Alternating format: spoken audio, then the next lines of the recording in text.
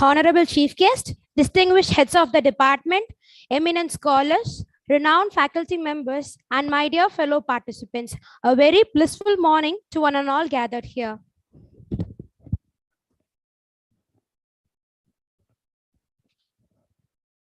Yesterday's session was an ignition. Let's continue today's session with fire. We feel elated to welcome you again on the second day of this International Conference on Creative Writing. Let's begin this day seeking the grace of God. Now I call upon Ms. Devi Shri, 2nd BSc Physics, to invoke the Almighty.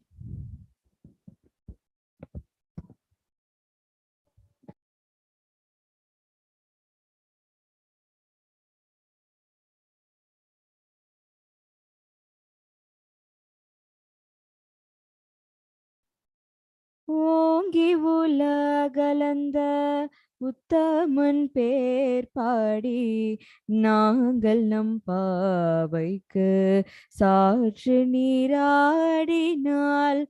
தீங்கின்றி நாடெல்லாம் திங்கள் மும்மாறி பெய்து ஓங்கு பெரு சென்னல் உடுக்கையலுகழ பூங்குபலை போதில் பொறிவண்டு கண்படுப்ப தேங்காதே புக்கிருந்து சீர்த்த முளை பற்றி வாங்க கூடும் நிறைக்கும் வள்ளல் பெரும் பசுக்கள் வாங்க கூடும் நிறைக்கும் வள்ளல் பெரும் பசுக்கள் நீங்காத செல்வம் நிறைந்தெல்லோரெம்பாவாய்.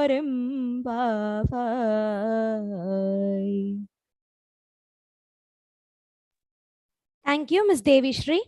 Creativity bleeds from the pen of inspiration. On this momentous occasion, it is our proud privilege and fortunate to have such an inspiring resource person, Madam Dr. Joyita Talukdar, to empower young aspirants to devise new ways of operating out of the box.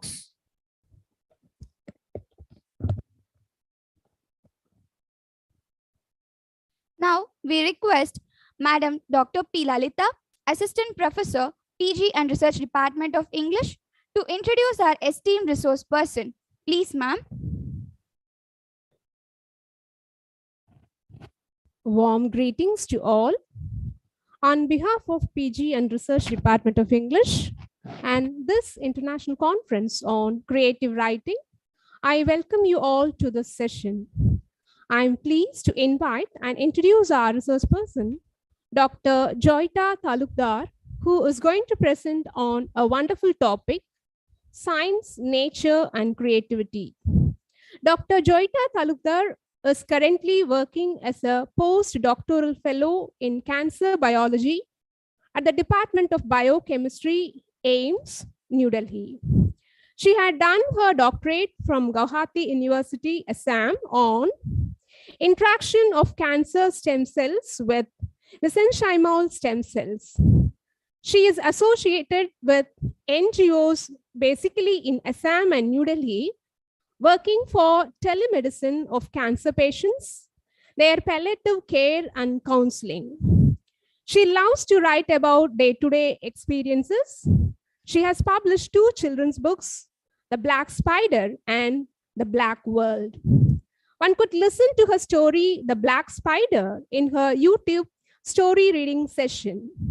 It is about color discrimination, and where she says, "We are all colorless soul," which inspired me a lot.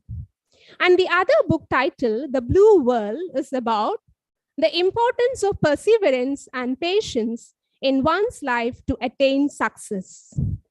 Though her works are simple in language, they are with lofty ideas which would inspire the budding children and influence the blooming youth definitely.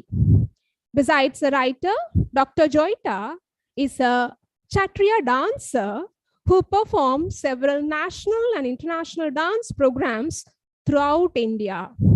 She has also undertaken workshop on dance as a science behind understanding the connection between spiritualism and human mind coordination.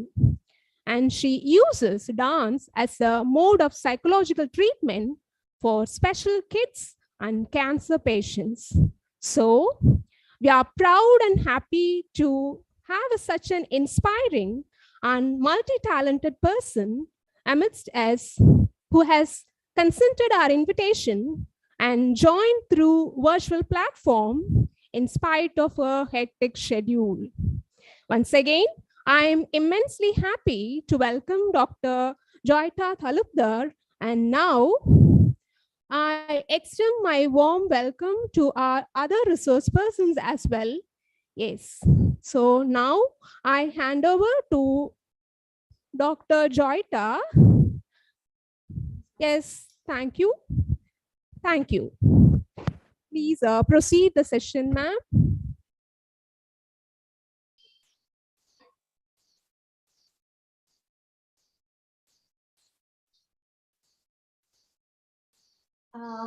Thank you so much. Am I audible to everyone? Yes, ma'am, you are audible. Okay. Thank you so much, ma'am, for such a beautiful introduction of mine. It is my honor and privilege to get an interaction with so many beautiful souls over there. And thank you, Dr. Lakshmi Priya, for giving me this opportunity. And yeah, so the topic for mine today is science, nature, and creativity. So I would like to say small stuffs of how I started writing. Uh, I started writing at a very young age, although I'm not like writing every day my diaries or anything, but I started writing in my mind all the stories, the different incidents in my life, which have come across or the daily works that comes into my life or daily incidents that come into my life. I started writing in that way, and the thread, or you can say the seed of reading, given to me by it is in my genes, you can say, because in my home or in my family everybody loves to read a lot. So I was then introduced to all different types of books. So if there are students over here, because this is from the Department of English, so I know the students reads a lot. So I was being introduced to all sort of literature. I was privileged that I was born in Northeast. So I got myself introduced to the Northeastern culture. There they have this Assamese books. I got introduced to it. Then as I grew up, I started reading different Bengali literature because my background is Bengali. So I started reading Bengali literature. I started reading Rabindranath Tagore. I started reading different other books. So once I started reading the books, the stories, the characters, they started forming. It was never like the discrimination of books, which you can say that I was never said that since you are going to do science, you need to read this very specific books on science. I never had that thing in my mind. I always had whatever I got into, whatever books that were in the library, I started reading those books. And as I started reading those books, they started forming the characters. And I thought that that helped me in writing, that helped me in relating to the day-to-day experiences. And now when I start writing and I start interacting with the patients, I see how familiar we are. Because when you read Rabindranath Tagore or when you read Qazi Nazrul Islam's poetries and poems and everything, you will see you read Bankim Chandra Chattopadhyay, you read William Shakespeare, there are the strong characters which are being made. So those characters are something which we strive to form. Like if you see, recently I'm reading a book, I want to show you this book. Like this book, it is Karna's wife, Karna's second wife. It is the book written by Kavita Kane. So Karna's second wife's name was Urvi. She is a strong character. No matter what, no matter what was been, we studied Mahabharata, we know Karna, but who had ever thought of writing about Karna's second wife, Urvi. Kavita Kane, she researched about Urvi and she wrote this whole book. This book is about the love and hate relationship between Draupadi and Karna and the strong character of Urvi, how she perceives being a second wife of Karna. Although she thinks that he was the first love of him, but how he thinks or she strives into those different steps of being a second wife and then coming to know about the relationship between Karna and Draupadi, and then how she becomes a mother. So this is research. So this is the science behind this book. I always find when we do the research, when we get something done or we read something, we screech it out from the history, that is research. My background of work is research. That means we search what is already there. So it itself is like this book. Hence I found that who is going to go into history and take out that character, read about it, write the story about it, think about psychologically how Urvi had been facing during that time. So that is how science, I think, is interconnected with arts. Even nowadays, if you see, we always speak of in every platform, whenever, even in our platform also, even in research platform also, we speak of science, arts, and commerce. They should be interconnected. We are been we are being divided into science. Science people don't think of arts. Arts people don't think of commerce. No. When it comes to research, it is like you need to know the history and the background. That is the review of literature. That is the review which we do. That means we are taking out the story behind it. And then we need to do a hypothesis. Like we need to understand what we need to hypothesize in our work. What is the problem which is enduring? That is science. And next we need to do all the methodological works. And then we need to do the calculation. So whatever, in whichever area you work, in whichever area you do the work, whether it is arts, whether it is commerce, or whether it is science, it should be like you should know the background of the story, that is the review of literature, and then you come up with your hypothesis, and then you get your reports. So that is how science is connected, I think, always with arts. And whenever, even if I write a scientific paper, or even if I am still taking the baby steps of writing the stories, I always make it a point and I always try to find out that what is the story that needs to be written, what is the background behind it, and then what we do hypothesize, and then how it reaches to the audience, because that is very, very important. So since we are all talking about creativity writing over here, I want to tell to the students that each and every individual, is a piece of art, because we all are being made by the oath of the Almighty. He is the biggest artist. So please don't think that since the XYZ person loves to read biographies or autobiographies, so I also need to read or write those. No, please come up with your own individuality. Come up with your own individual thoughts, and you start reading, you start writing, you start reading those things which calls you up. So when it starts calling you up and you see what is your creativity. I would give an example of the doodles. If you can see of the doodles, or if you can see of the Mickey Mouse or the cartoons, the people who came up with these ideas, they were thought to be, the rest of the public used to think, what these people are doing? They're just scribbling around. They're just scribbling around. But now you see, it has become something of it. They have created in history. They have created something.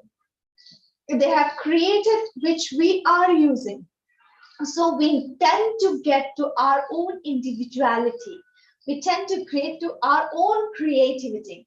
So if I think that I can write, since the X, Y, and Z person is writing about those stuffs, I also can write into that. It is not like that. It is more like what your call is, what you think, because we each and every individual has our own individuality. So when we have our own individuality, we can write our own stories in our own way. The perception of seeing a scene in your life, a shot in your life, from my perspective, it is very different, and from others' perspective, it is very different. So that is how we interconnect. That is what psychology also says. The perspective of seeing a situation, that is science.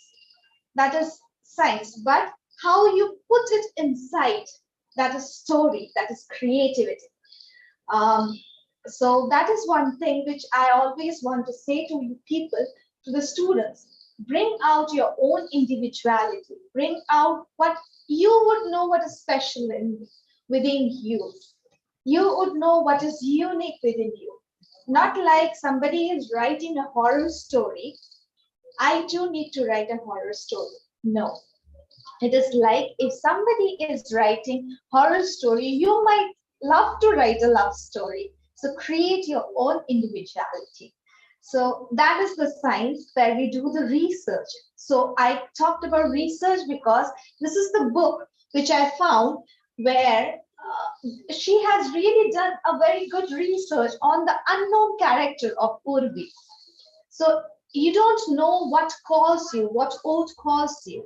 So something needs to be there. Like when I would request the students, nowadays everybody goes to visit different places. After this post-pandemic, everybody is rushing to the nature to see the nature.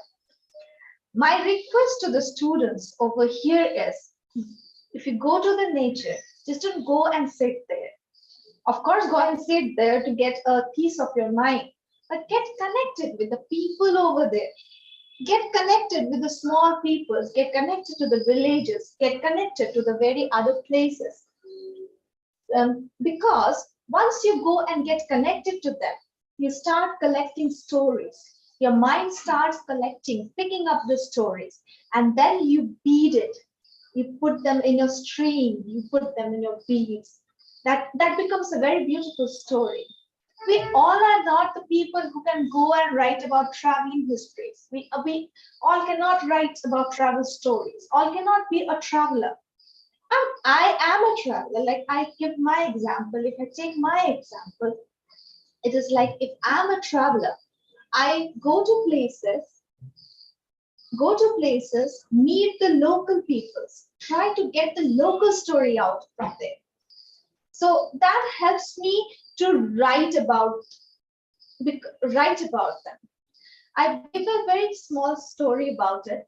I visited South Simandra. There is a very small village, no, Chenmanka. I visited there.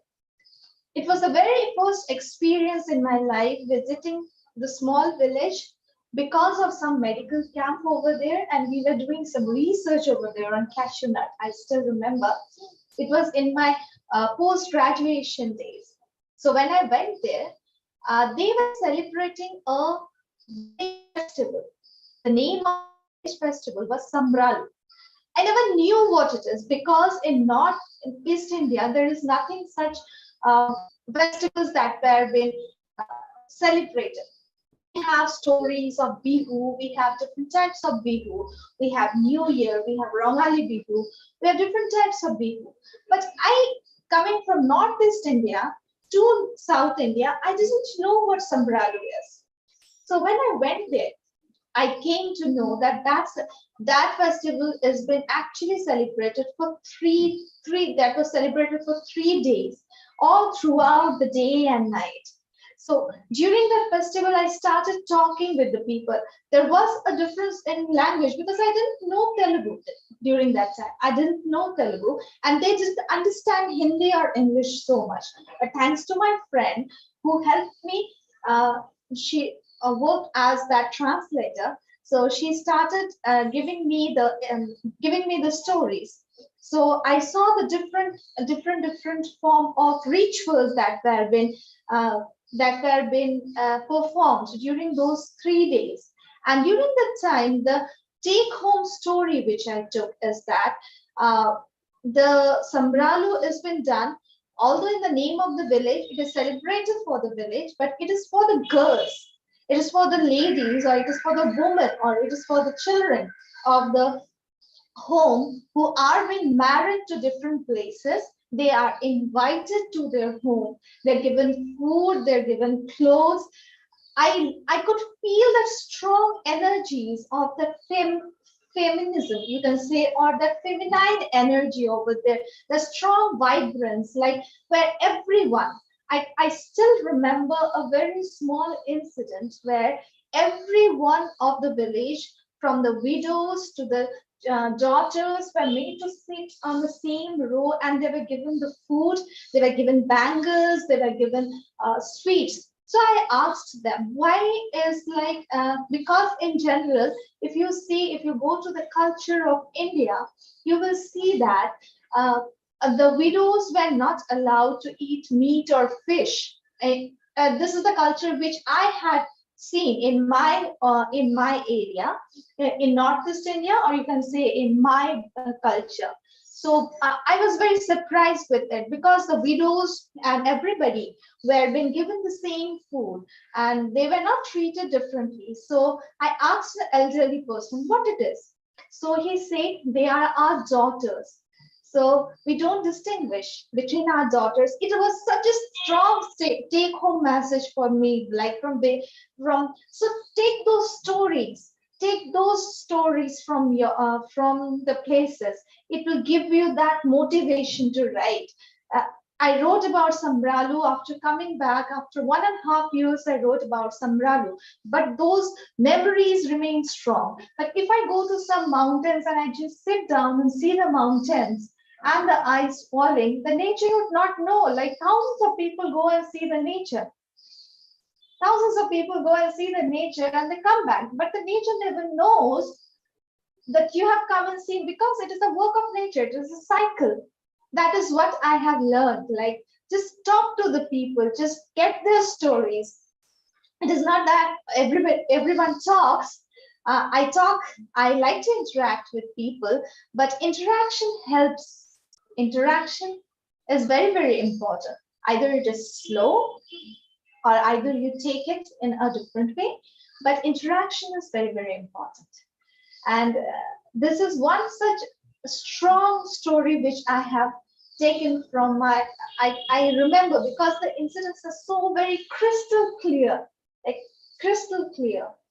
Uh, that is one thing which I remember, one of the stories. So if you think of connecting with nature, go and talk with the people, go with the wrinkles, because they have stories. They have thousands of stories, they have thousands of experience, and you don't know from where you get it, who inspires you.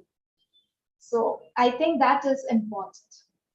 Second, I would say that if we talk about science and creativity, what passionately connects me to writing and the urge of writing is my patients with whom I connect.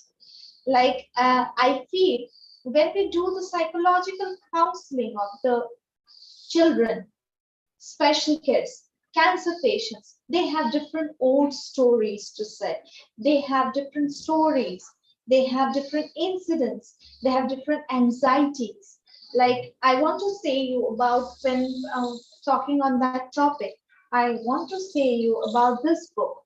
This book is like Inside the Mind of Alzheimer's.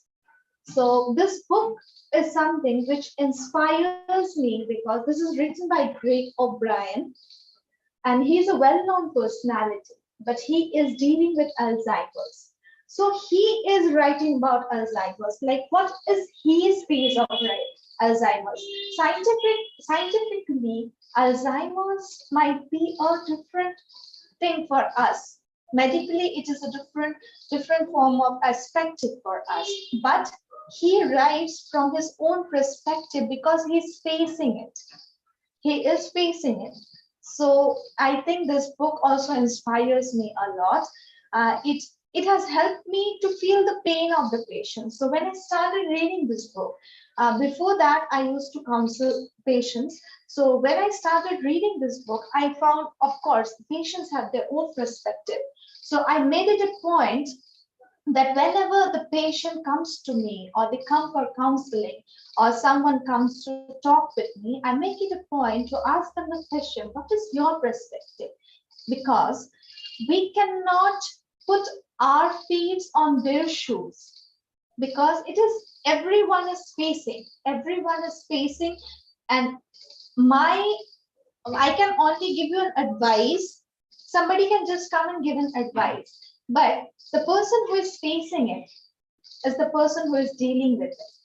And we need to respect it in whatever way they are doing it. In whatever way they are doing it. So this person writes about his loopholes, his how he is dealing with it. So I make it a point from that time that I at least ask the patient that how are you dealing with it? How much? How are you dealing with, like, if somebody comes to me and asks, I have breast cancer and I'm dealing with XYZ.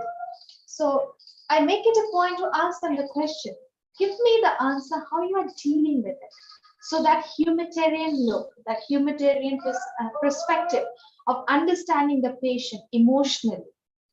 And then it might form a story, but it is the psychological perspective of understanding the patient's emotions and giving them that respect, respecting their anxiety, respecting their depression, whatever it is they're dealing with. So I think this is one of the books which have changed my perspective. There are different other books also, but this is one of the books which where I have started thinking more scientifically about the patient's perspective of dealing with the situation. So nowadays we find people talking about psychological counseling after COVID, I would say. We have started given, since I'm talking with the young generation, the youngest generation, who are going to be the writers, the leaders of the society. So I think this is a very important message which I can give to every one of you, is that start looking people on a humanitarian level. Instead of judging them, we should start looking them on a humanitarian level. Instead of judging them on masculine level, feminine level, transgenderic level, whatever it is, we need to start looking them on a humanitarian level, because that will help us, give us the perspective of understanding the people, and that might give you a lead to your stories also. The perspective of the people who are around you and the perspective of how they deal with their problems, that is very, very important. So that is one thing, and that gives the creativity of understanding the people's life and understanding what you need to do, and you deal with the situation and then give it a story. So that is what I think is very, very important. The next thing I will say is about my writing thing. It started with the stories I started writing for Women's Web. They started giving me the perspective that write stories for their blog. So the very first story which I wrote was about a cancer patient for them. There I wrote about a person who is very, very close to me. And while writing them, I understood, I started scribbling the story. So whatever comes to your mind, whatever comes first in your mind, even if when we write for a scientific journal. So if I'm writing a review on cancer stem cells, say the work which I do on cancer stem cells, I'll write total perspective of what is cancer stem cells, from where they originate, or what happens, etc. XYZ, and I just scribble it. You just scribble the story, whatever comes to your mind, just scribble the story and just put it on a frame. You just put it on a frame. Once you put it on a frame, and then you go back, and then you start reading it. Once you start reading it and rereading it, you will find the mistakes which you have done. Of course, I want to say every student over here that we don't find our works to be bad. We find our work is very good. So somebody, when it comes like when it comes like, if somebody gives some bad comments on it, we feel bad, because we think, oh, we have written in a very good way. But even in a scientific world, even in a creative world, even if you're working, because some of you will be going for PhD also, will do MA in English or some other subjects, English literature, and then we'll go for PhD. We should be we should not be very sensitive to the comments on the review of the reviewers, because we need to know that they have the right to give you whatever they feel like, and they are very honest. So once they're very honest, and you have the capability of taking their comments, life would be very much easier. So if somebody comes up with the comment that these lines are not matching with the previous lines, so it should not be like, you should not argue for it. You should know that, okay, might be there might be some problem, or you rationalize their comments and give them a very rationalized judgment. That is important. If you, whatever writing you are doing, whether it is scientific writing, whether it is creative writing, whatever, you should always see whether your first line rationalizes with the second line or not. That is very important, and how you draw the story. Because when we start writing, we forget where to stop. But we need to stop. We need to give a full stop. So that comes with experience, dear. That comes with experience. You need to have that experience, because when you read the books, you will see they have an ending. The writers, we generally don't know how to put an ending to it. So it is a work of the backscreen people, like the backscreen people, the hardworking people who says, no, you need to put an end to this chapter over here, right over here. If I start writing about cancer stem cells, about my work, I just keep on writing until and unless at the end I don't find an end. But then my PI or then my guide would say, Joyita, you need to have an end over here. So that is important. While working with Pachyderm Tales and the team over here, I came to know, and I'm still learning where to put an end on a story, how to bring it to the audience, and how the audience will grab it. Because when we write from our perspective. We write from what we are thinking. We don't think what the audience is going to think. That is the work of the persons who are in the publication house. That is the work of the journals, publications house. Even for scientific publications, this is the work of the journals, the reviewers. The reviewers are going to give you the comments. And we, as a writer, we need to have that much of capability of taking the comments positively, working on them, and getting back to them. As I can say, if I talk about we being Indians, yeah, we have a very bad habit, even in our scientific field also. Once we are being rejected or we are being given comments by some papers, like we don't go back to the same journal. We tend to go to a different journal. But as I started working with my PI, Dr. Bikul Das, so he is from Stanford University. So when I started working with him, you would not, we've worked on a single paper for 5 years, just to make the reviewers believe that whatever hypothesis we have put, whatever hypothesis we have said, that is correct. They kept on giving us the questions again and again and again. We kept on doing the experiments and we kept on giving them the answers again and again and again. And at last, we were capable of making them believe about a hypothesis which we hypothesized, and it came out, our paper really came out well. But that is how we sharpen ourselves. That is how we sharpen our thoughts. That is how we sharpen our scientific thoughts. That is how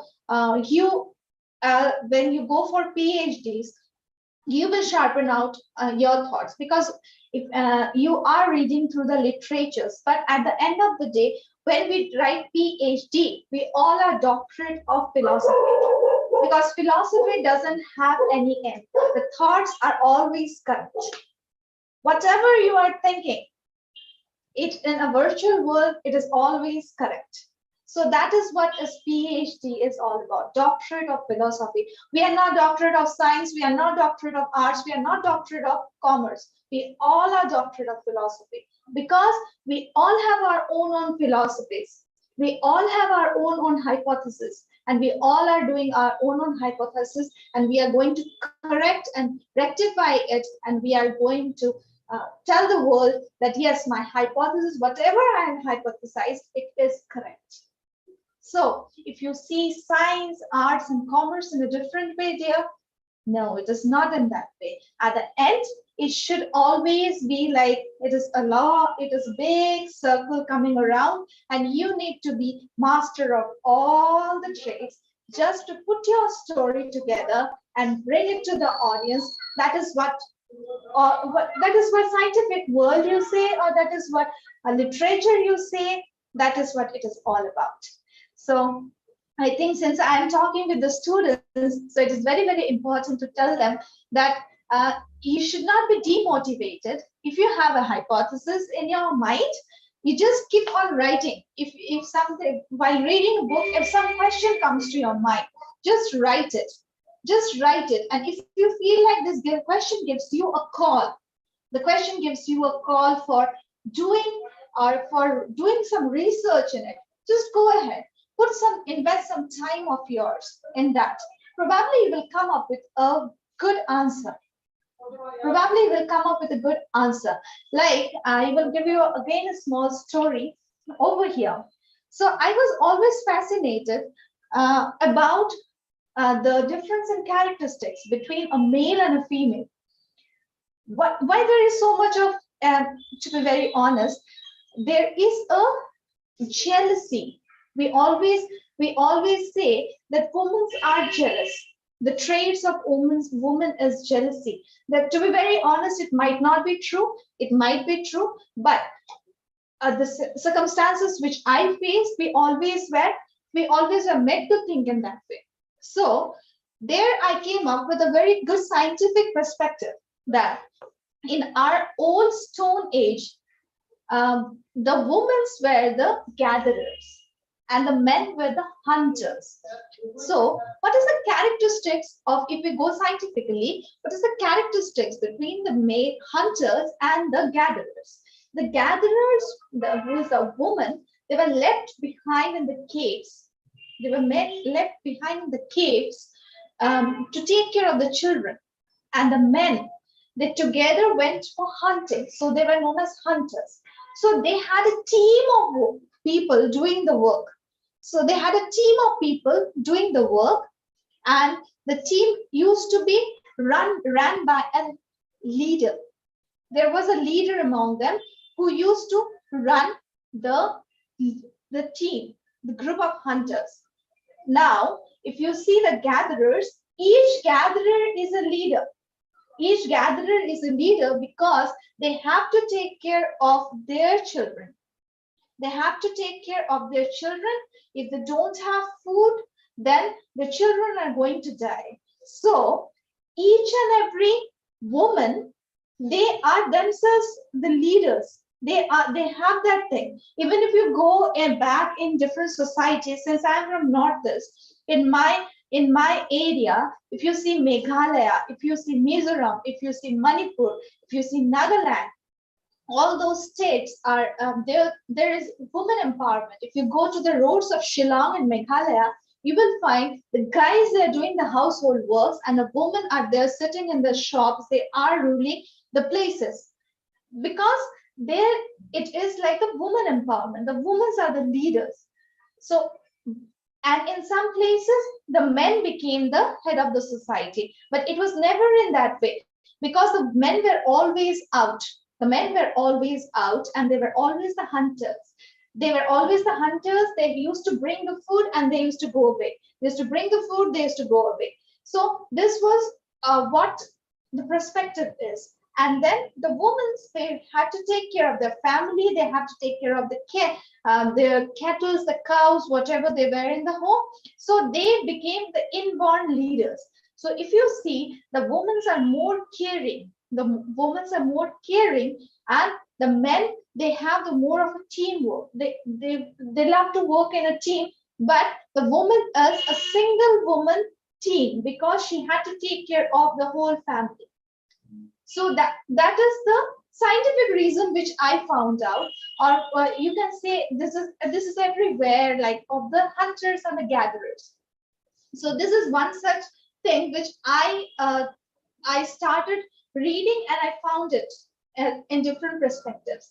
So I think you should always have whatever questions you have in your mind while reading a book, while reading while reading your through your classes, whether reading your through your Shakespeare works, whatever works or whatever things that calls you, you should if something gives you a question, if there is some question which comes to your mind, just write it and bring out the hypothesis if there is anything. Because if you go into research, I will talk more about it. Whatever perspective we do, we need to have that question, that is, and then we start. Second is that we need to have the hypothesis, that what is the hypothesis, and then we need to come to the results. That is very, very important. Even in the form of making the story, whatever story you write, there should be a heading, and then there is your hypothesis, or there is some of your questions which you are putting out, and then there is a solution to it. So there is a question and there is a solution. There is a question and a solution. So then only you can come up with a very beautiful story, with a very beautiful writing. And I think that is important if you are thinking of working in that way.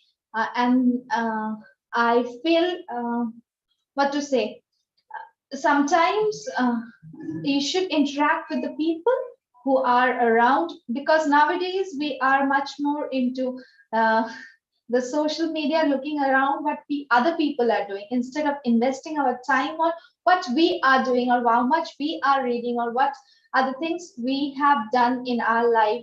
And so try to make it a habit to write down. Try to make a habit of writing down your whatever work you do. Even if you don't write down, if you lie down at night, just think of the works or the incidents that you have gone through in your whole day. That will help you to, might be you come up with some good story in your life. And I think that is where science, nature, and creativity is linked together. I think that is very, very important.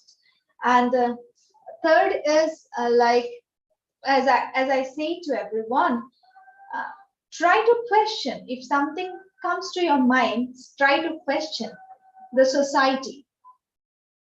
And if the society doesn't have the answer, get the answer from your side. Try to bring a change, not by saying to the people, or not by saying to other people that why there is no change.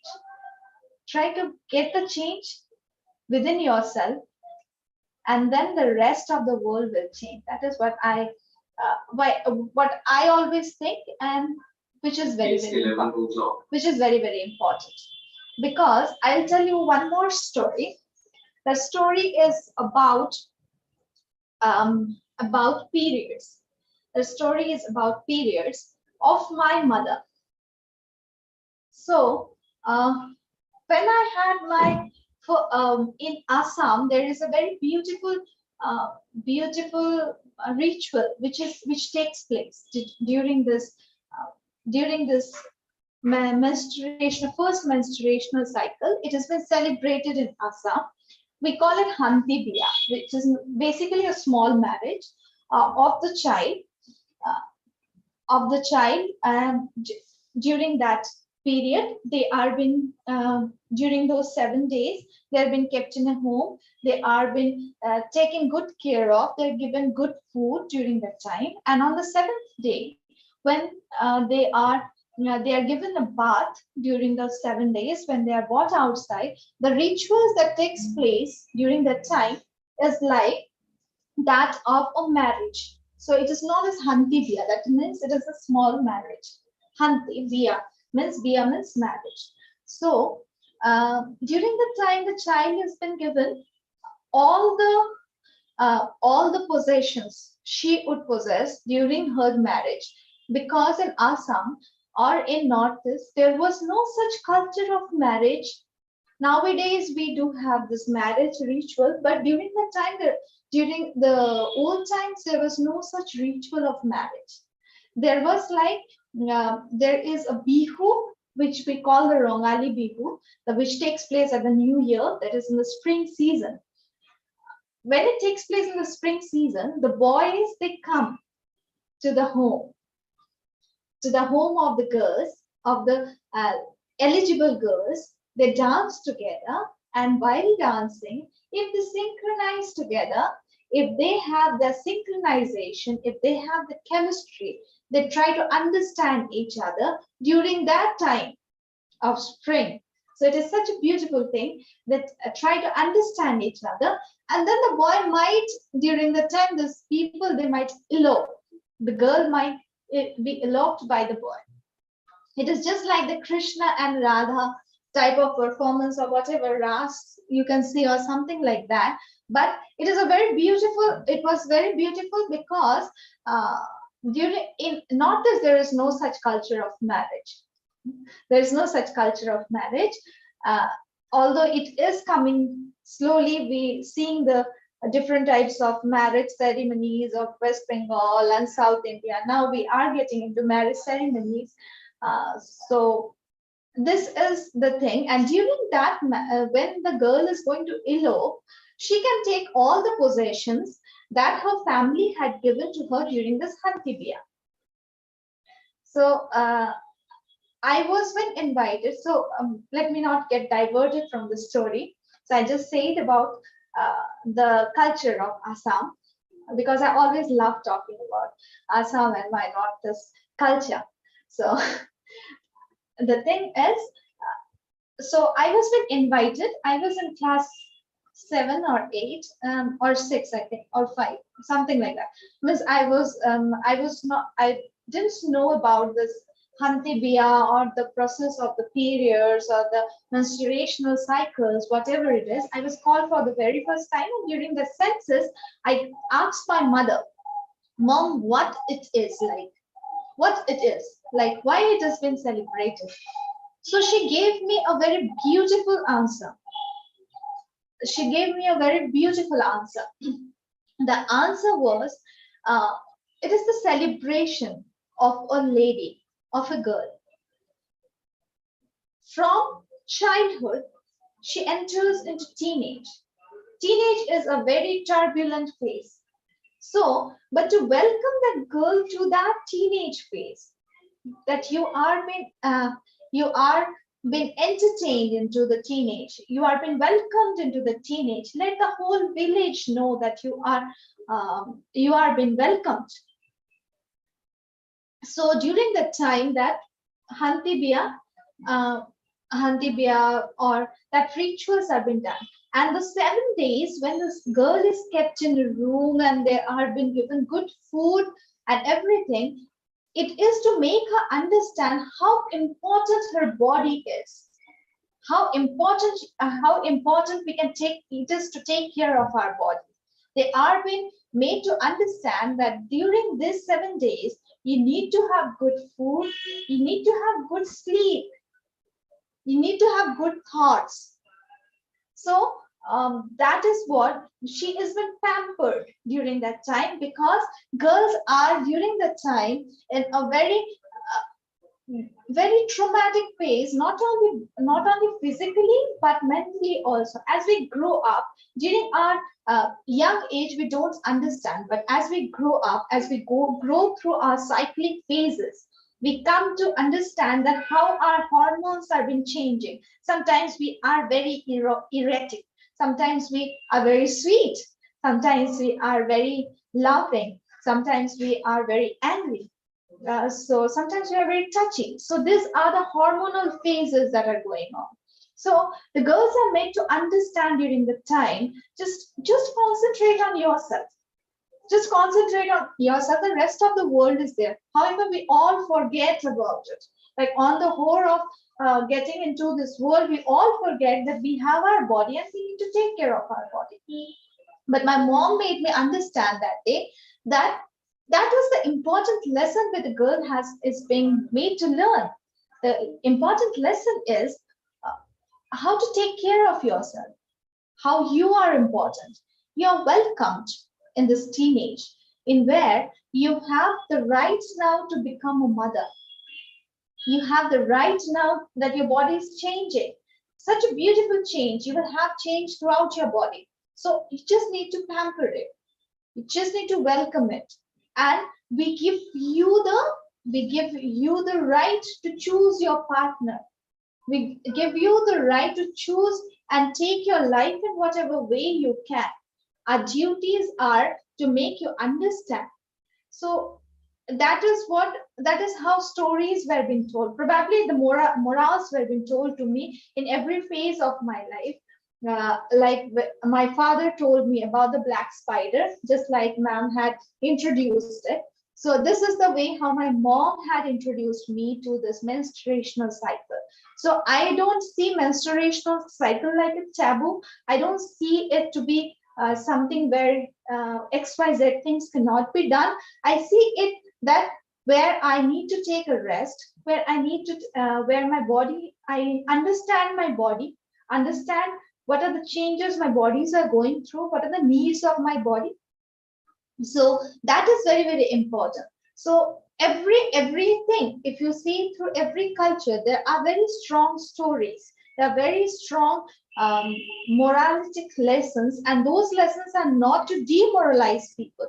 It is who have demoralized, or we have inculcated it into a different form. Instead, they have very strong lessons. So try to learn about it. Try to talk about it. If you have some questions, question the society, question the people. You might get the answer from there. And once you get the answer from there, or you don't find the answer, it is very, very good. Then you get to form your own answer. So be inquisitive. You have that inquisitional. Here it is known as with a different word, but you need to have that. Because I have seen when I travel, I being a Hotriya dancer also, when I travel to South, very less people know about Hotriya dance. It is not that we are not being, we don't want to know about it. People are very inquisitive once I start performing, but people have got no idea what it is. Many people come and whether it is a classical form of dance. Okay, fine. It is the 8th classical form of dance. It got its classical form platform in 2000. So these are the things. Even not the students, they don't know so much about South. They only know, many people, if I ask, do you know about South? Yeah, it is idli dosa. So it feels very bad for me, because South is not about only idli dosa. It is all not about only South. It has different states. We need to understand it. We need to know about each and everything. Not each and everything, but we at least need to know our culture. We need to know you need to be inquisitive. You need to know the stories. Once you start knowing the stories, and how do you know the stories? You can know the story by questioning. You can know the story when you start questioning. You can know the stories once you start traveling and talking to the local people. You can know about the stories. Like, I'll say another story again. So we were traveling to Roing. Roing is in Arunachal Pradesh. So we were traveling to Roing.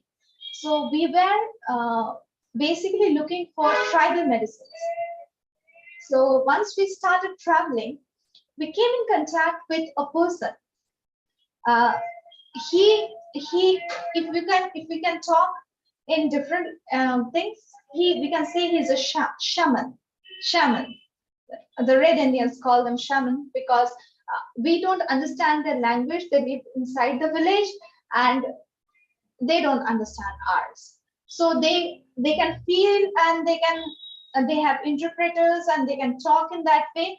But while we were 7 days of stay in that village, our 7 days of stay in that village made me understand actually that language is not a barrier. Language is not a barrier if you can specifically understand, or those people can feel what you can feel, because there are many places in this world where people talk by whistling, people talk by sign languages. That is it happens. So you need to start exploring. You cannot books do help us to explore, but books helps us to explore. And then when you question, you need to travel, but don't travel always to the nature and go and see the nature and come back, because the nature don't know. Because just like you, there are thousands of people, as I have said, there are thousands of people who go there, see it, come back. But as a writer, if you want to be a writer, if you want to be a storyteller, if you want to let people know what your story is, then you need to start reading or getting the stories from those people, getting the stories from them, understanding the stories from them. And then you write it in your own way. You question, if there are any questions, you start questioning, and then you write it in your own way. I think that is what is important. Whatever field it is you are working, dear, whether it is, again, I'm saying the same thing, whether it is science, whether it is arts, or whether it is commerce, you need to have a hypothesis, you need to have a review of literature, then you have a hypothesis of your own, and then you answer your questions. And that what makes any story, any research article, whatever it is. So yeah, that I think I've spoken so much about the various specificities of the works that I have done, and hopefully I have covered all the things and the experiences which I have. Probably I have said all the stories, and I would like to hear from all the students and everyone if there are any questions out over there, and if they have any questions, I'd be happy to answer them if they have any questions.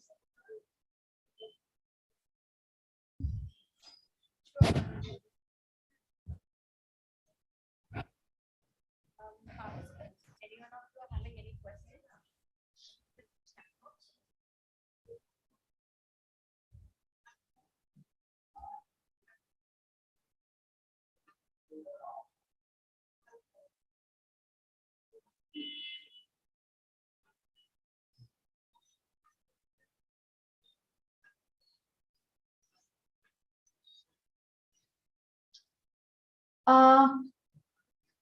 Okay, there is some Gautami Kandaswamy. She writes field work, you mean, right, ma'am? Yeah, Gautami, can you please explain your question, what you want to ask, dear? Like field work, yes, field work is very, very important. Field work is important, but what field work you mean, right, dear? Can you, Yes, yeah, ma'am. yeah, Thank yeah, you. yeah. Hi, Gautami. Hi, ma'am. Hi, ma'am. It is a beautiful deliberation, ma'am. And Thank you so much. thank you, ma'am. Thank you. We must thank you indeed for the presentation, ma'am. Thank you, ma'am. By the word field work, I mean like other departments, they go directly to the research area. They will research on like that. We have to get not sit with the book, but we have to engage with the people, with the culture, and then we have to learn, right, ma'am?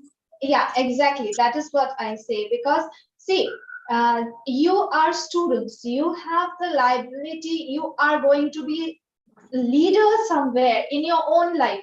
Don't think I would be the leader of the society. No, you don't need to be that.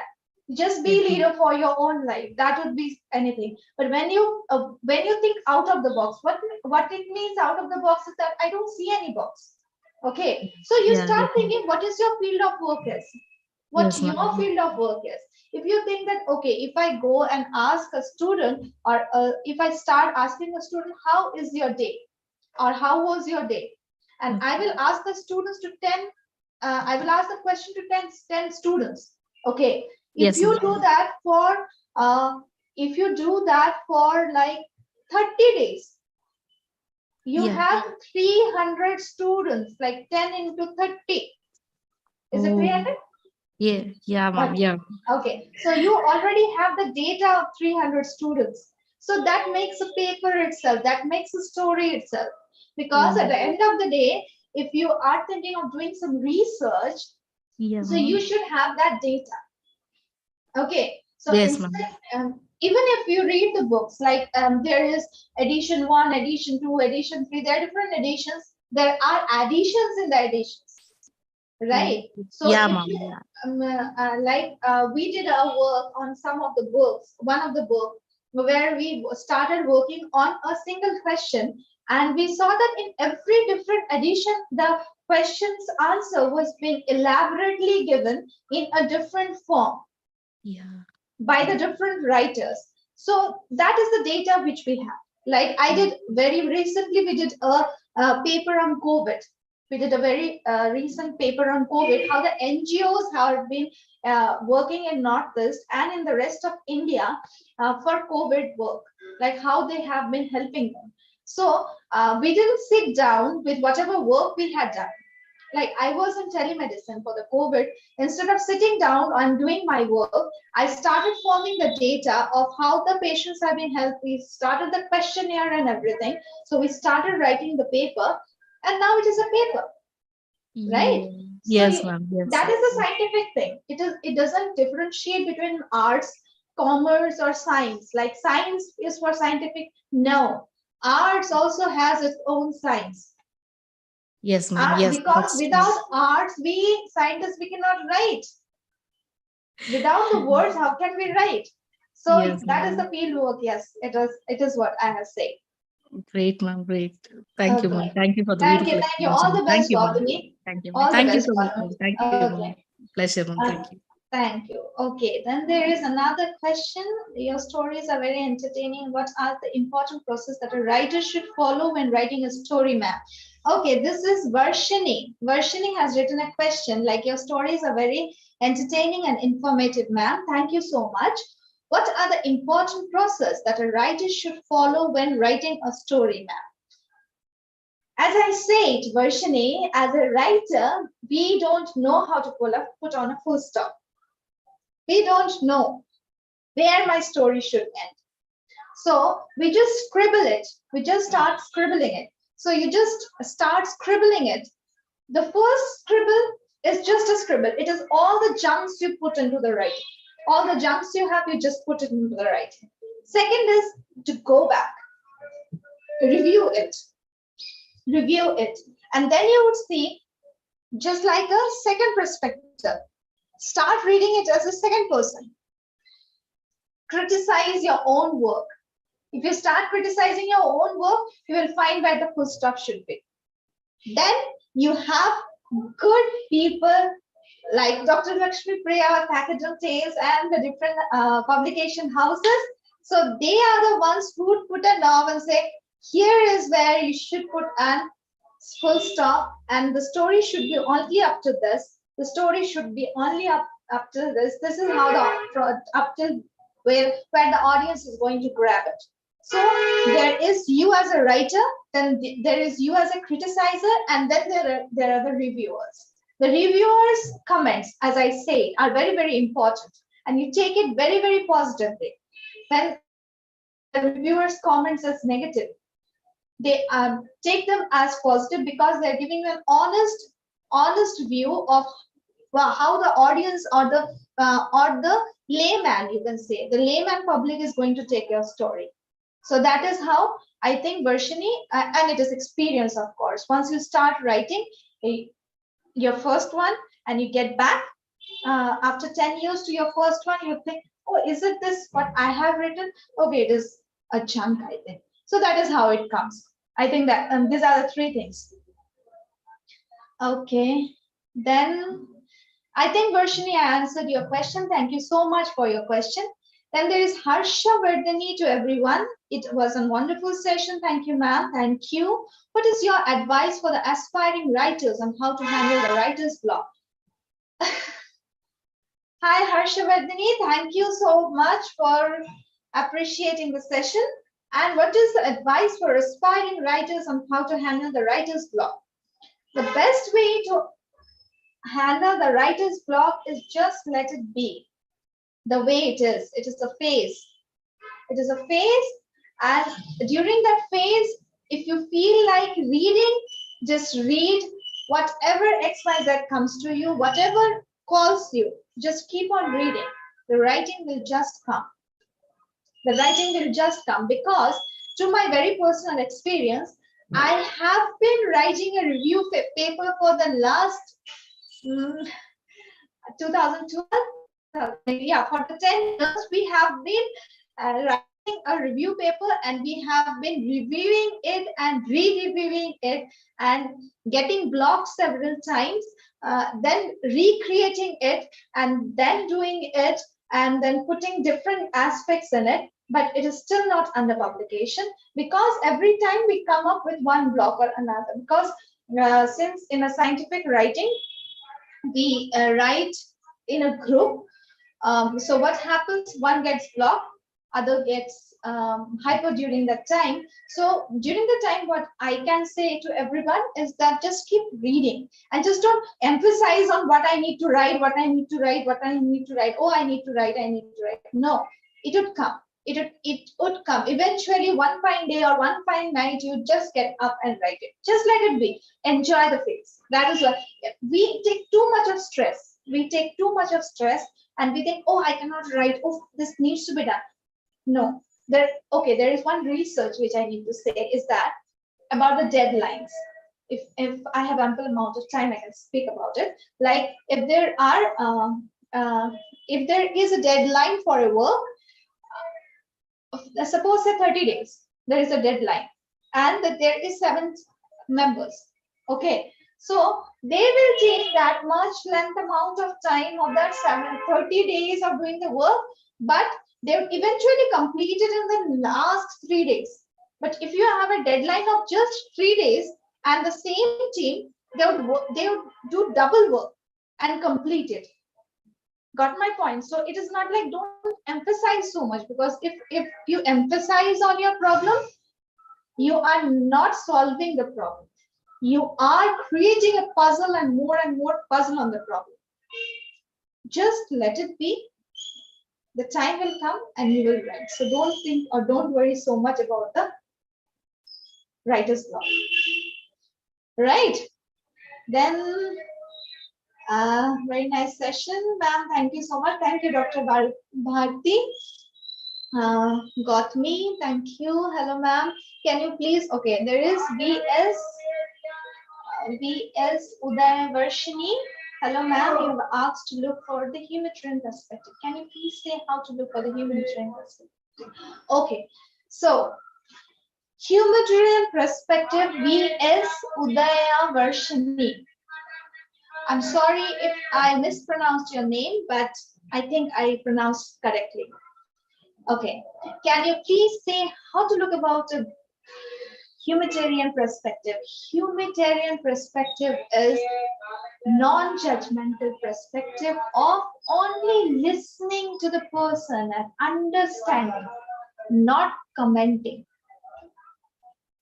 See, in psychology now, there are Twitter handles, there are Instagram, there are Facebook. I've seen there are so many people coming up with the psychological things. There are so many people who gives advices. There are so many people. Don't. Leave it to the professional. Leave it to the people who knows. We all are not born to be psychologists. We are all not born to be counselors. We all are not born to be XYZ. Just be the person, just listen to them from your own perspective. because you don't know what that person is going through.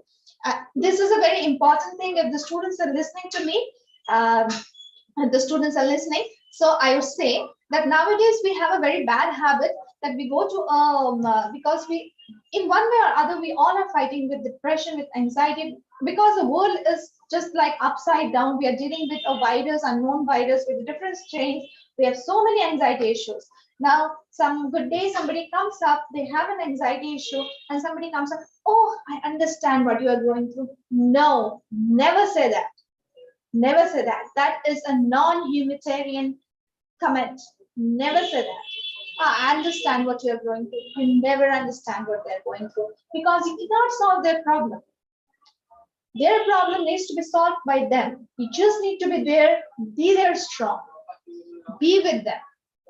That is the humanitarian perspective which I'm talking about. As counselors, we never say, oh, I know what you are going through. I cannot know, dear. I have got no idea what that person, how many anxiety attacks they are having at the night, how many nights they have not slept, how insomniac they are, how they have lost their hunger, their thirst, their everything, and they're always constantly thinking about one thing. I'm not into that phase. I can't understand it. Just be there. When a person is talking to you about their problems, about whatever frustrations they have, just be there. Just listen to them.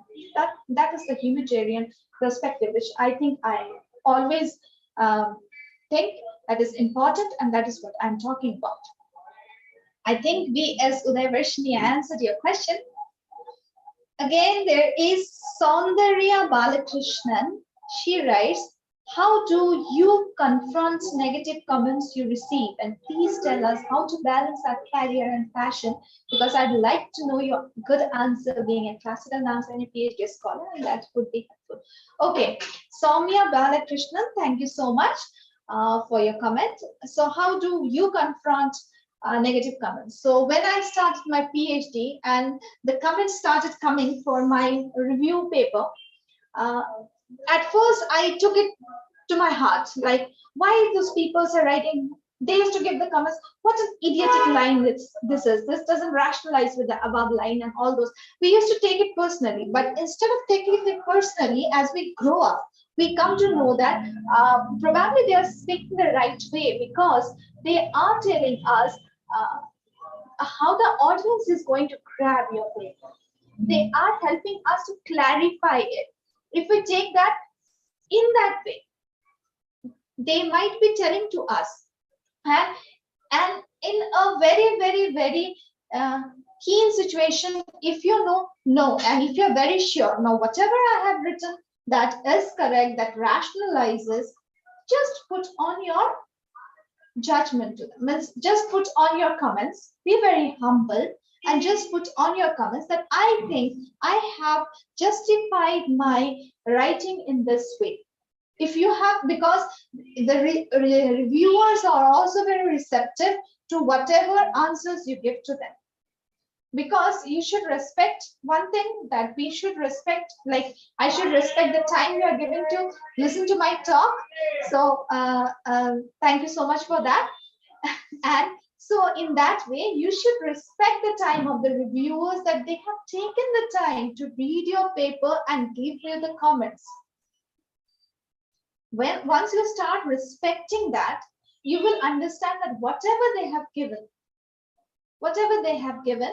probably it is for your good, and you start learning instead of taking it personally. If we think that, okay, this would help me learn something, like I say, like for a single line to answer, if the reviewer say this line does not rationalize to your above line, so if that question, if then I ask to myself that whether the reviewer is correct or not. If I find that yes, the reviewer is correct, so I will go back and read 2 to 3 papers, right? So I'm increasing my knowledge if we take it in that way.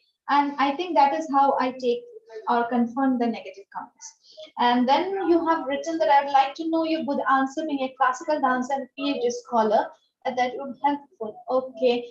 Dance has always helped me to take out my tensions or frustrations in one way or other. So that is how I have balanced it, and it is nowhere that my dance has come between in my studies, and the studies have come between my dance. If you start enjoying it instead of thinking that it is my duty, so that is where I think the balance comes. The balance comes from inside.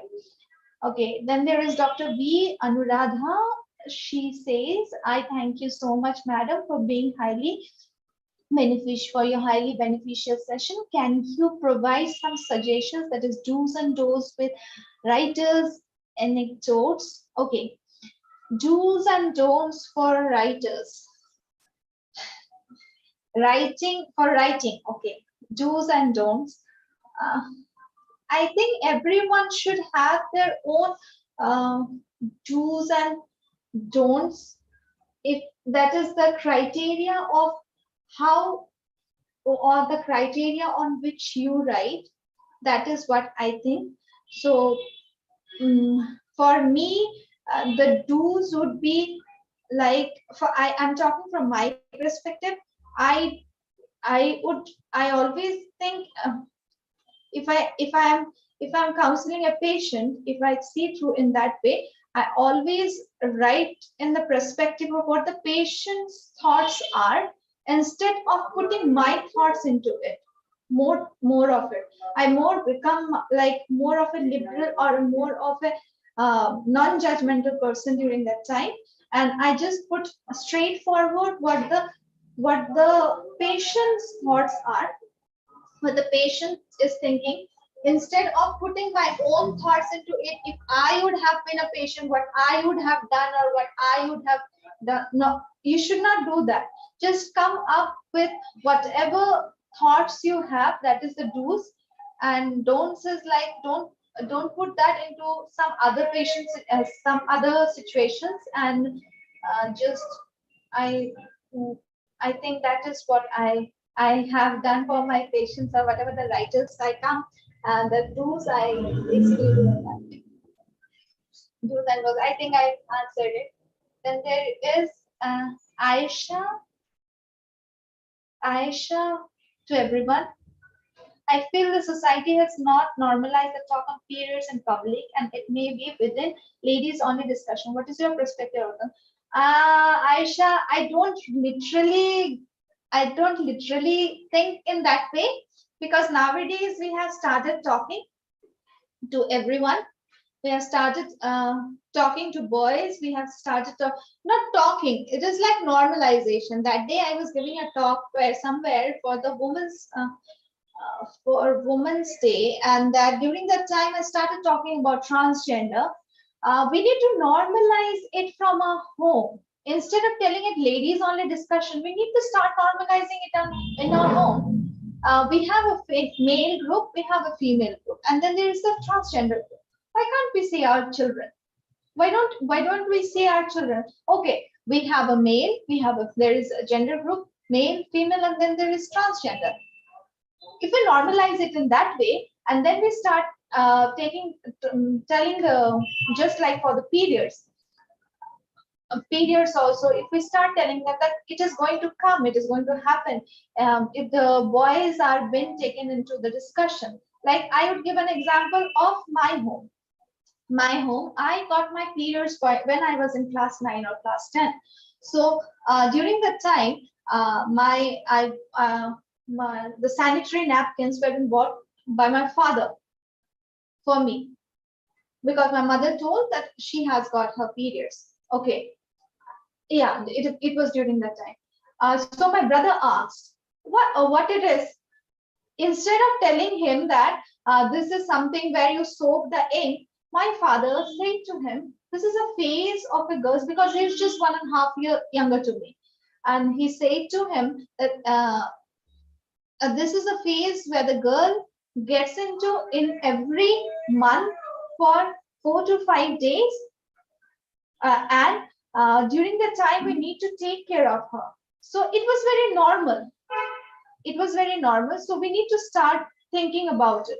We start talking about it from our home. Once we start talking about it from our home, it would become very, very easier. Life would be easier then. I think that is what I think I answered it. Yeah. Then there is G. Ashwarya. She writes, thank you for your reminiscence in this session, ma'am. While writing stories, do you have space to write realistic things from reminiscence or changes in the way of creating man? Okay, G. Ashwarya, can you please rephrase this question? This is very, very tough for me. Can I get you on board, please? Can you please Can you please rephrase this question for me? G. Ashwarya, are you there? Okay, I missed somebody is writing, I think, field work. Okay. Okay, Venita. Venita. Okay, very interesting. Okay, Venita wrote, what a lovely enriching session. Thank you so much, Venita. Can you please reframe this question, G. Ashwarya, if you are there?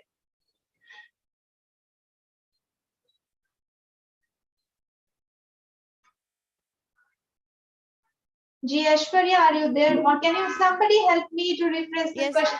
Yeah. Yes, Yeah, I'm G. going to Ashwarya, try hello. to, rephrase as you said. Yeah.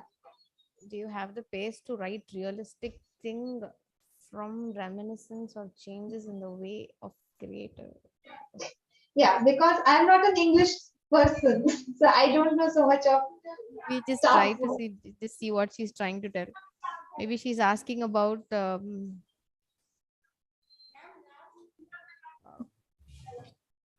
Okay, can anybody just Uh, help?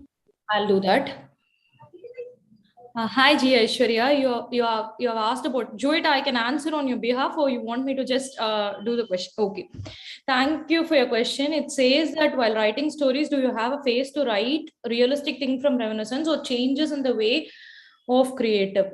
I think I have to answer two questions here. One is Anuradha ma'am's question, because it was also on anecdotes and reminiscing, and Aishwarya's question is also on reminiscing. This is big. This crops out from the talk that Joita was talking about on periods particularly, and all her experiences. If you see Joita's writing, because I have worked with every one of her books personally, I know that her writing is firmly based on what she has experienced in her life. Now, as a writer, I'll give you the process in which we go through. But before that, I would tell you, as an editor or as a person who reads it first, how I go about it. Any material that you write, you have this. The ideas cannot crop from nowhere. It has to come from somewhere. It has to be based on your personal experience.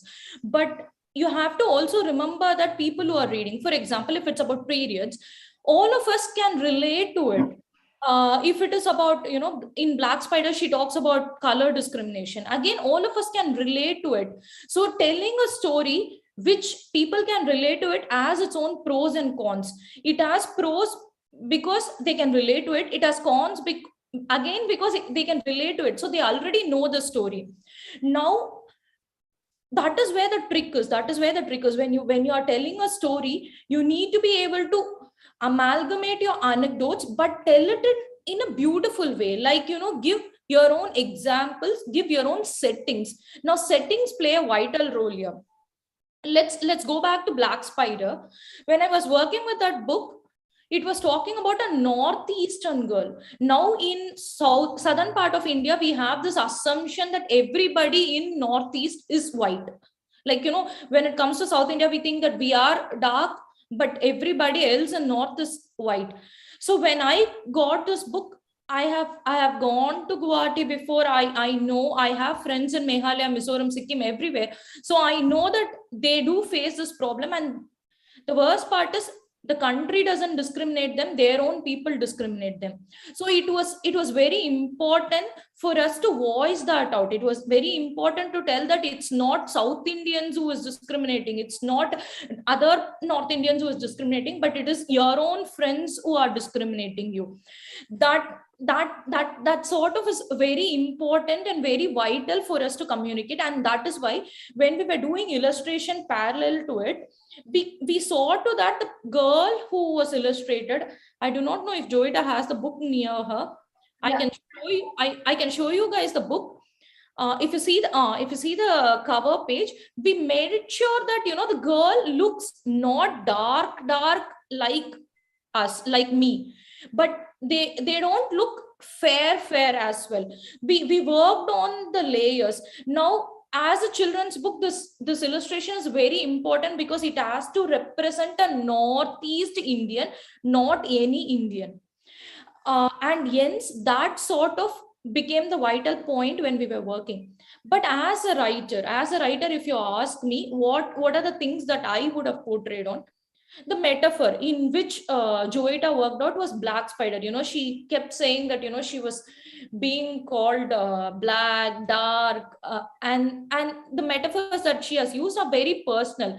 But to bring it into the story structure, but to bring that metaphor into the storyline was again very vital, and that's where we worked on. We worked on keeping that metaphor through the story. It's not like one time somebody calls you black spider, but it has to be there everywhere. Again, for that the illustration sort of worked us, because it's a children's book, so you can only you don't have to infantilize them. At the same time, you have to explain things to them. So we made sure that in every page there was at least one spider hanging here and there, so that when the children sees it, they remember, okay, this book is black spider and it's about a girl who is called black spider. That way we were able to identify or bring back the children to the main metaphor, which was black spider. I think I've answered both your questions. If you're looking for anything more particular, you can rewrite it. And thank you. Okay, there's some hand that is raising. VS Uday. Somebody is raising their hand. Any more questions, participants? Good morning, ma'am. Yeah. Hi. Ma'am, I'm Shubharani from First Literature B, ma'am. Oh, hello. Ma'am, I have something to ask you. Okay. Ma'am, you already informed that your inspiration is, you have gained inspiration from your parents, ma'am. Yeah. Ma'am, is that only the major reason, or do you have any other reason to gain inspiration from any other resource, ma'am? See, mom and dad are always the main resource of inspiration in one way or other for me. But if as I grew up in my phases, in every phase of life, I am blessed to meet so many people. And since I always take that as a perspective of learning and being reciprocated to what they are teaching me, just like I told you, just for the woman's faith, I came. Well, the first very story I wrote was about an uncle of mine who had cancer. So he plays a very important inspiration in my life because these are the small seeds that are being implanted. Like when I meet some cancer patient, now they are the sources of my inspiration. I met a cancer patient. She is now running a NGO. Okay, so her mother died of cervical cancer. Her elder sister died of cervical cancer. But she survived cancer she survived twice from breast cancer. So they are the inspirations. Every person that comes in your life, whether it is the love of your life, whether it is somebody who has betrayed you in life, whether it's anything XYZ, they are a part and a source of inspiration if you think that they inspire you at one time or at one moment of your life. So this is a source of inspiration because this is inspiring me to learn so many things. Because I think now I'm inspired to get more into dictionary because I need to increase my English words because I'm talking to the students of an English literature college, like the students, they're asking me questions. So this is the source of inspiration. Talking with you people is a source of inspiration. So get inspired every time. Udayvarshini, did I answer your question? Yes, ma'am. It's very it is very pleasure, and it's my pleasure in asking you a question, ma'am. And thank you for your kind reply, ma'am. Thank you so much, dear. Yes, ma'am. Hi, ma'am. Hello. Hi, ma'am. This is Sonal from 3rd BA English Literature. Can Hi, you hear me? dear. Yes, I can hear you. Ma'am, as we all know, a vocabulary plays a main role in our works, ma'am. Yeah. We need to opt for a high vocabulary, or we can produce our work in a low vocabulary, ma'am. See, vocabulary does have a very important role. Like I will give you an example. The example is when I started reading Sheldon's book. Sheldon's book. There is a book known as The Green Darkness. It is one of my favorite books, but it is written in an old English grammar book. It is written in old English grammar form. So during I was in my BScs, and we are being taught in American English, because we in Northeast we have that American English form. So we are being taught in that form. So I didn't know this old English grammar. When I started reading that book, I found that I can't understand a single line from the very first line. I couldn't understand. I read the full paragraph, I didn't understand. Then I thought, what it is? Why am I not understanding? This is English, this ought to be English, but why am I not understanding the English? Then I went somewhere in the internet, because during that time there was not cafeteria, sorry, internet cafe. I went to the cafe, I I just went through the internet, and I found that it is written in old English. Oh, so during that time, once I got the click of getting that English, I am reading it. I could complete the whole books in just 2 nights, because it is so interesting. It is so interesting. So yes, vocabulary is important, but excessive vocabulary where the normal public cannot, because even in scientific world, what we say is that don't ornamentize your lines, because the person with whom for whom we are writing, we need to put them as a layman. They would understand the very simple language. They would understand a very simple language. Of course, if you are going for a high perspective or high-end impact factor journals, if you're writing for that, if you think that your reviewers or your readers will be some from the very high scientific field, they would understand each and every line, of course, go for it.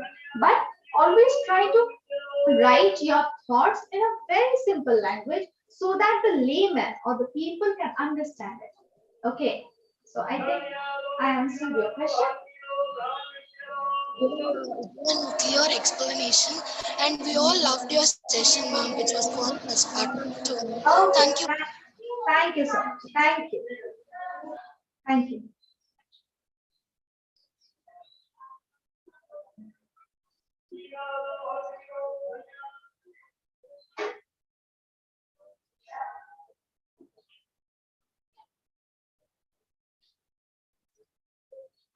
Any more questions?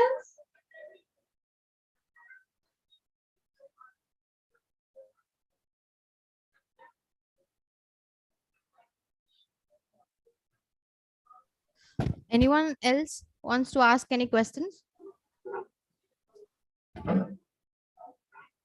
Participants? Ma'am, if there are no questions, can we move on to the final session, ma'am? Yes, please. Yeah. Yeah. Okay, and I wanted to tell some few lines. Actually, I wanted to share something. Like everybody is a reader over here, but Yes. yeah. So the poem that inspires me writing or doing it in a different way is the poem Invictus. I think everybody knows about the poem Invictus. So I just wanted to read 2 to 3 lines for them. Sure, ma'am, sure. It has been written by William Ernest Henley. So it goes in this way: out of the night that covers me, black as a pit from pole to pole, I thank whatever gods may be for my unconquerable soul. It matters not how straight the gate, how charged the punishments the scroll. I am the master of my fate. I am the captain of my soul. So everyone over here, you all are the master of your own fate. Don't just copy and paste. You all have your own identity. I just want to get into the next session just by giving you this thoughts. Like you all have your own identity, you have your own specificities, as I have told you at the very beginning. You all are superhumans because you all are a piece of art created by a very big artist. So, since you are a piece of art, just take your piece of art, find out the specialization in it, because you all are the master of your own life and the captain of your own soul. So, thank you so much for this awesome session, and I think we can take forward to the next one. Thank you, ma'am. Thank you. I truly believe this would inspire, because just for your information, there are more than 700 students listening to you from the auditorium. That's so much a pleasure to be like Yes, a ma'am. big one, like very big one. Thank you so much for this. Yes, ma'am. Yes, ma'am. Thank you so much for this. We'll move on to the other session, ma'am. Yes. Sure. Thank you, Dr. Joyita Talukdar, ma'am. Your genial aura and unfathomable knowledge kindles an ardent passion in our young brigades to contribute significantly with individuality. Now, I also thank you, ma'am, for your valuable explanations. I also thank Madam Dr. R. Lakshmi Priya, ma'am, for your interaction and clarifying our doubts with patience. Now, we request Madam Dr. P. Lalita, ma'am, to propose the vote of thanks. Thank you very much, Dr. Joyita, for sharing your wonderful experiences and especially storytelling, because we all love to listen to stories. And focusing towards your topic, science, nature, and creativity, you emphasized on how to create or write a story. Yes, of course, you said how one's experiences, reading, inspiring great writers. Of course, you mentioned about Tagore. Of course, yes, I too love Tagore and books, interactions with the different people from different backgrounds, nature, art, etc. Everything would be a theme or a food for a story. Especially to give importance to research, that is how review of literature, hypothesis, methodology, insisting on all these things, and how thus one could expose one's individuality through creating. That is, it might be a horror story or a love story or an adventure story, etc. Then as a writer or a creator, how one should give importance to introduction and follow detailed explanation, and especially giving importance for a proper conclusion. And then how science, arts, commerce all are interconnected, and followed a story of hunters and gatherers and role of gatherers in the society, everything, of course. And very essence is how one should try to find out the question or the problem in a work of art and try to do research for the solution. So finally, how one needs to know one's culture. Really, we are happy and to come to know about Assam, and especially about that menstrual and menstrual cycle period, isn't it? You mentioned that, and we too here in Tamil Nadu, we too follow about it, but not marriage. Is fine. And finally, about how traveling experiences too will help to write. So we all enjoyed thoroughly listening to a very interesting session for the past 1.5 hours, which would encourage our students, and very lively interaction, which would surely kindle them. And moreover, we too have a creative writing project paper for UG and PG students. So thus, your session is very fruitful and very informative. So once again, I thank Dr. Joyita for sparing your valuable time and thoughts with us. And I personally thank Dr. Lakshmi Priya for your suggestion and clarification. And I thank all my colleagues and dear students. Thank you. Thank you, one and all. Take care, Joyita. Let us see in near future. Thank you, ma'am. Thank you so much. Thank you. Thank you, ma'am. Dear participants, your attendance in this session is our motivation. The feedback link is shared in the Zoom meeting, YouTube channel, and WhatsApp group. Kindly fill it in due time. The participants are asked to join the link at 2:15 p.m. for the afternoon session. Kindly connect with us to ensure the smooth